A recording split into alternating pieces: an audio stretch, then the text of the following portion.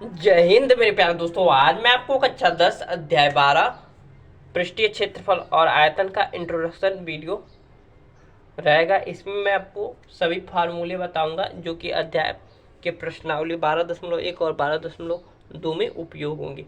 वही सूत्र बताऊंगा जो कि प्रश्न जिससे हल होंगे, उससे ज़्यादा न कम। इतना बताऊंगा कि आपको पूरा क्वेश्चन हो जाएगा इतने ही सूत्र से। मात्र 12 सूत्र पढ़ेंगे हम लोग, ठीक है। जिसमें घन, घनाभ, बेलन, शंकु, अर्धगोला और गोला 6 ठो पढ़ेंगे। और वृत्त का क्षेत्रफल आप जानते ही हैं, पाई आर स्क्वायर होता है, ठीक है। तो चलिए स्टार्ट करते हैं। सबसे पहले डालेंगे पहला हम घन, दूसरा जानेंगे घनाभ, तीसरा जानेंगे बेलन, चौथा जानेंगे शंकु, पांचवा जानेंगे अर्धगोला और छठा जानेंगे गोला। तो पहला हमारे पास आ गया घन। तो सबसे पहले घन का फिगर बना लेते हैं। घन कैसा होता है? जिसकी सारी भुजाएं समान होती हैं और प्रत्येक पर यहाँ कोने पर 90 कोण बनता है। अर्थात ये 2 सेंटीमीटर से 10 सेंटीमीटर, 2 सेंटीमीटर, चारों भुजाएं 2-2 सेंटीमीटर है, तभी घन होना चाहिए। और प्रत्येक कोण 90 होना चाहिए इसका। तो अगर मान लीजिए एक भुजा मान लेते हैं हम एल एल एल, तो घन घन का आयतन होता है, घन का आयतन आयतन भुजा क्यूब। अगर भुजा हमने एल माना है तो घन का आयतन क्या हो जाएगा? L cube. अगर भुजा हमने ए माना होता तो ए क्यूब हो जाता। भुजा अगर बी माना होता तो वी क्यूब हो जाता। दूसरा हम जानेंगे घन का पृष्ठीय क्षेत्रफल। घन का पृष्ठीय क्षेत्रफल कितना होता है? 6 गुणे भुजा स्क्वायर। 6 गुणे भुजा स्क्वायर, 6 गुणे भुजा स्क्वायर। भुजा क्या हमारे पास है? तो एल का स्क्वायर, ठीक है। अब देखिए, अब दूसरा हम जानेंगे, बस दो ही फार्मूला आपको पता रहेगा घन का आयतन और घन का पृष्ठीय क्षेत्रफल। घन का आयतन एल क्यूब और घन का पृष्ठीय क्षेत्रफल 6 एल स्क्वायर। दूसरा हम जानेंगे घनाभ। घनाभ घनाभ कैसा होता है? जिसका प्रत्येक कोण 90 का होता है, साथ में इसके आमने सामने की भुजा समान होती है। तो ये हमारे पास हो गया एच, ये हमारे पास हो गया बी और ये हमारे पास एल हो गया। तो पहला हम लिखेंगे घन का आयतन। तो घन का आयतन क्या होता है?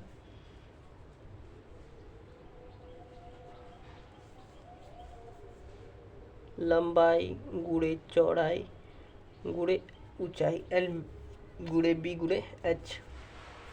और घन का पृष्ठीय क्षेत्रफल क्या होता है?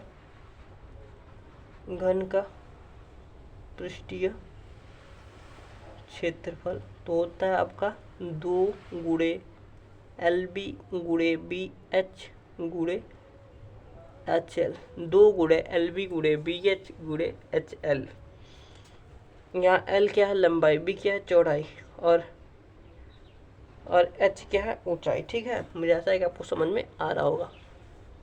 तीसरा, बस दो ही आपको फार्मूला इसमें पता होना चाहिए, घनाभ में और घन में 2।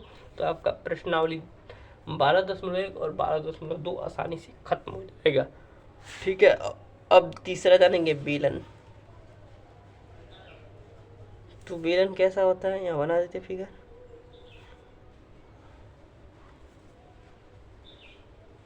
ये होता है हमारे पास बेलन।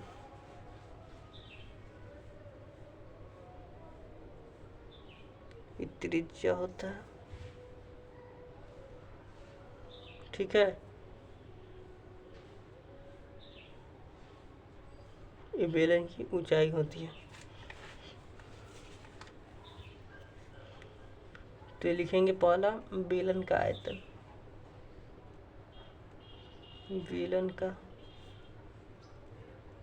आयतन तो क्या होता है, pi are square h, pi are square h, pi are square H.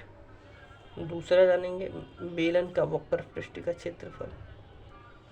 बेलन का वक्र पृष्ठ का क्षेत्रफल क्या होता है, 2 pi r h, 2 pi r h, 2 pi r h, 2 pi r. बेलन का वक्र पृष्ठ का क्षेत्रफल, वक्र पृष्ठ का क्षेत्रफल, बेलन का वक्र पृष्ठ का क्षेत्रफल 2 पाई आर एच। अब चौथा, इसमें भी बस आपको 2 फार्मूला याद रहेगा तो आसानी से प्रश्नावली 12.1 और 12.2 खत्म हो जाएगा। चौथा जानेंगे शंकु। तो शंकु में हमें 3 फार्मूला याद रखने की ज़रूरत है। शंकु कैसे होता है, तो बर्थडे में जो टोपी लगाते हैं उसी का आकार का होता है। यहाँ पर बना देते हैं छोटा सा, ये हमारे पास शंकु हो गया। शंकु में ये हो गया h और ये हो गया तिर्यक ऊंचाई, और ये हमारे पास हो गया r, h तिर्यक ऊंचाई l और r। तो लिखेंगे पहला शंकु का आयतन। शंकु का आयतन क्या होता है, 1/3 पाई आर स्क्वायर एच। दूसरा इसमें जानेंगे शंकु का वक्र पृष्ठ का क्षेत्रफल क्या होता है, पाई आर एल। तीसरा जानेंगे शंकु की तिर्यक ऊंचाई। शंकु की तिर्यक ऊंचाई को एल से प्रदर्शित करते हैं, यानी कि ए वाला। तिर्यक ऊंचाई क्या होता है, रूट में H square plus R square. तो हमारे पास ये आ जाता है। ठीक है, मुझे आशा है कि आपको समझ में आ रहा है। कैसे आया, पाइथागोरस प्रमेय नहीं होता है, कोण के सामने वाला, समकोण के सामने वाला कर्ण। तो कर्ण क्या एल और रूट में आ जाए कर्ण का स्क्वायर बराबर लंब का स्क्वायर प्लस, वहीं से ये आया है। ठीक है, अब जानेंगे हम पांचवा अर्धगोला। अर्धगोला कैसे होता है, मान लीजिए ऐसे होता है, ये है हमारा अर्धगोला। अर्धगोला में भी हमें 2 जानना पड़ेगा फार्मूला। पहला अर्धगोला का आयतन, अर्धगोला का आयतन। तो अर्धगोला का आयतन क्या होता है, 2/3 पाई आर क्यूब। सबका आयतन स्क्वायर में था, इसका क्यूब में ध्यान रखना। और दूसरा जानेंगे अर्धगोले का वक्र पृष्ठ का क्षेत्रफल। अर्धगोला का वक्र पृष्ठ का क्षेत्रफल क्या हो जाएगा, 2 pi are square, 2 pi are square. अब एक हमारे पास बच गया बस गोला। गोला भी बना, यहाँ इसकी त्रिज्या आर है और यह भी त्रिज्या आर ही है। ठीक है, क्योंकि केंद्र से वृत्त में कहीं भी रेखा खींचा जाता है तो त्रिज्या सेम होती है। ठीक है, मुझे आशा है कि आपको समझ में, ये तो बहुत छोटी बात है। अब छठा जानेंगे हम। छठा के लिए हमें जगह चाहिए और जगह हमारे पास है बहुत ज़्यादा। यहाँ पर ये बढ़िया से छठा हम जानेंगे।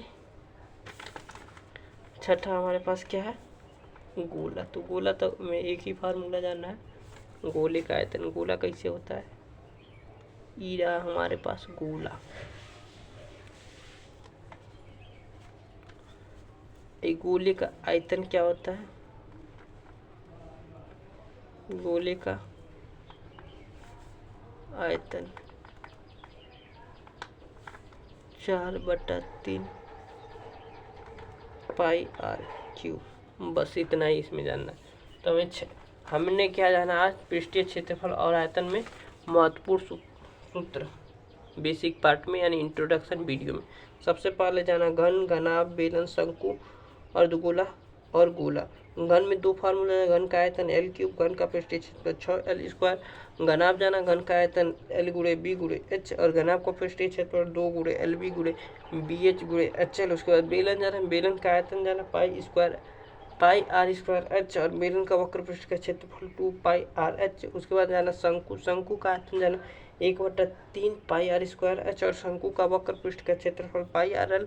उसके बाद जाना शंकु की त्रिज्या कुछ है एल बराबर रूट में H square plus R square. उसके बाद अर्धगोला जाना, अर्धगोला का आयतन 2/3 पाई आर क्यूब और अर्धगोला का वक्र पृष्ठ का क्षेत्रफल 2 पाई आर स्क्वायर। उसके बाद हमने जाना गोले का आयतन 4/3 पाई आर क्यूब। मुझे ऐसा कि आपको समझ में आ गया और बहुत ही आसान, बहुत ही मैंने एकदम महत्वपूर्ण जो सूत्र है जो कि प्रश्नावली इससे सॉल्व हो जाएगा, एक भी एक्स्ट्रा सूत्र नहीं बताया। तो मुझे ऐसा है कि आपको पसंद आएगा। मिलते हैं अगली वीडियो में प्रश्नावली 12.1 के प्रश्न संख्या पहले के हल के साथ। आप नोट कर सकते हैं।